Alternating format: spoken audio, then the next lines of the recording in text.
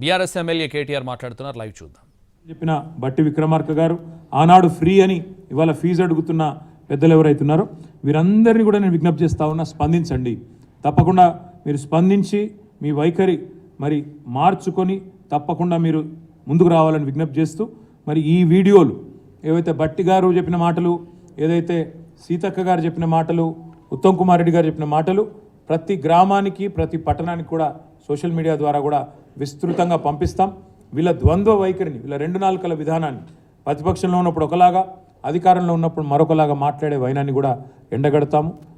తప్పకుండా 6వ తారీఖు నాడు అన్ని నియోజకవర్గ కేంద్రాల్లో నిరసనలు, 7వ తారీఖు నాడు అన్ని ఆర్డీఓ కార్యాలయాలు అదేవిధంగా కలెక్టర్ ఆఫీసులను కాడ 33 జిల్లాల్లో కలెక్టర్లకు కూడా విజ్ఞాపన పత్రాలు ఇస్తాం. అప్పటికి ప్రభుత్వం దిగిరాకపోతే న్యాయ పోరాటం కూడా ఈ 25 లక్షల కుటుంబాల తరపున చేస్తాము. మేము కూడా ప్రజలకు విజ్ఞప్తి చేస్తూ ఉన్నాం.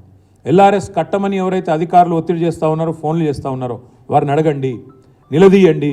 మరి మీరే చెప్పారు కదా కాంగ్రెస్ వస్తే ఫ్రీగా ఎల్ఆర్ఎస్ అని చెప్పారు కదా, ఇవాళ ఎందుకు మాట నిలబెట్టుకోవట్లేదు అనే మాట కావాలంటే ఉత్తమ్ కుమార్ రెడ్డి గారి వీడియోని, బట్టి విక్రమార్క గారి వీడియోని, సీతక్క గారి వీడియోని ఆ అధికారులకు వినిపించి చూపెట్టి తప్పకుండా నిలదీయండి, అడగండి అని చెప్పి కూడా ప్రజలకు విజ్ఞప్తి చేస్తూ ఉన్నాం. ఎందుకంటే ప్రశ్నించకపోతే న్యాయం లభించదు.